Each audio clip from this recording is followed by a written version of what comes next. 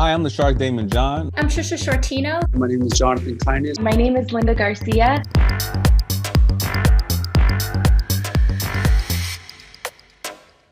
Founder and CEO of Fubu, as well as a panelist on ABC Shark Tank. The CEO of Belay, a remote staffing organization. One of the co-founders of Aquavault, a portable safe that you attach to lounge chairs. The CEO of The Chosen 100, a group of investors of color that choose themselves to obtain financial literacy.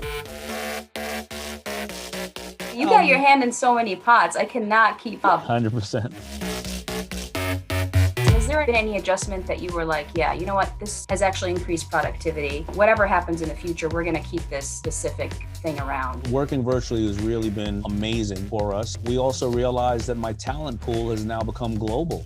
We are finding amazing people that I don't have to worry about where a desk is or labor laws, and they're working virtually at their own pace. And they could be in Utah or they could be in Japan. We have 100 team members and over 1,000 contractors because we've never had an office. The first thing I would say is let the personality of the organization show up virtually. I've been on many a Zoom meeting where it was so boring. Like, bring your meetings to life.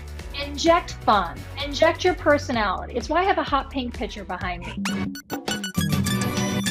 You started teaching this class in August of 2020. We were in the throes of this pandemic. How was that for you, rolling this course out during a global crisis? Rolling out this course felt like a calling. It's a stock market course of 100 folks that understand that financial literacy is important and they want to hear it from a woman of color. This is all for long-term vision to build capital wealth, to build generational wealth, to understand the way money works. We have had over 700 students complete the course. One of the things I didn't experience during the crisis was the fear of not having money, because I had a strong financial portfolio that I knew I could break into. The biggest obstacle that I saw in me was my scarcity mindset, that I didn't deserve anything that came towards me. This is a narrative that belongs to communities of color most especially. When I saw the opportunity to educate on the most powerful limiting belief, which is money,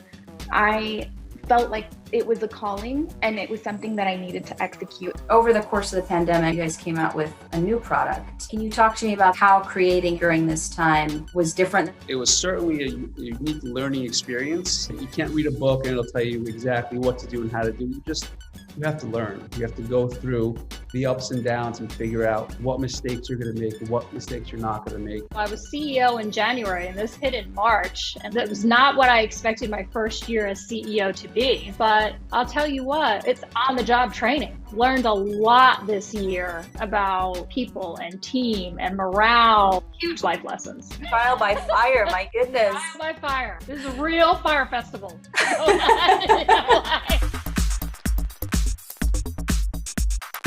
I'm on a major network and I'm going to go on to my 13th year in a minute. When I reflect on the fact that as a young little brown boy from Queens who's dyslexic, who got left back in school, who didn't have any resources, I look at it as being a blessing, being able to influence people who just want to have a better way of living or resources for their family. Women have a lot of fear surrounding money because there isn't enough financial literacy being shared by women.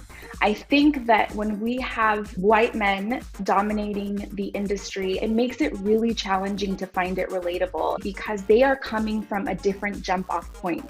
I have had to overcome so many challenges that has not been easy. Although very scared to speak about wanting to build generational wealth, I finally felt like the mission to educate was so much more important than these emotions I was having surrounding shame or fear.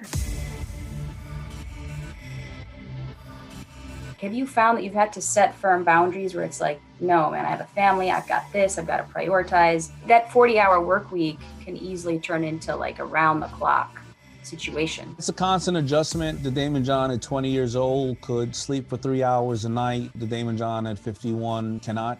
Everything has to be scheduled. We tend to schedule everybody else's important matters. I tend to schedule what I need to do for myself and my family first. I come home at lunchtime, I will go back to the house, and it is time for me to put on my tiara and have tea time with my little munchkin, and then go back to the office, and then come home at a certain time to work out and be with my wife. For me, it's the exercise of really practicing priorities and leveraging boundaries and being really comfortable telling people no and not overcommitting. We all know our time is a finite resource, but I think a lot of us don't act that way. We give it all away. I really prioritize what I must spend my time on today.